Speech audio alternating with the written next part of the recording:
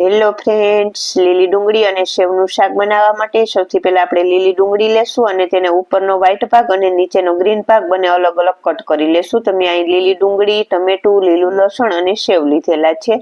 હવે એક પેનમાં તેલ ગરમ મૂકીશું. તેલ ગરમ થાય એટલે બધા મસાલા ઉમેરીશું અને જે લીલી ડુંગળીનો વ્હાઈટ ભાગ કટ કરેલો છે ને તે ઉમેરીશું અને તેને થોડી વાર માટે કૂક કરી લેશું. પછી આપણે તેમાં લીલું લસણ, ટમેટું અને બધા મસાલા ઉમેરીશું અને તેને થોડી વાર માટે કૂક કરી લેશું.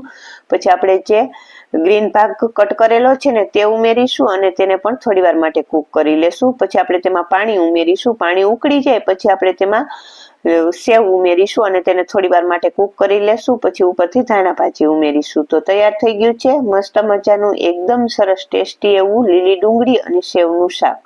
ફૂલ વિડીયો જોવા માટે પેજને લાઈક કરો અને ચેનલને સબસ્ક્રાઈબ કરો.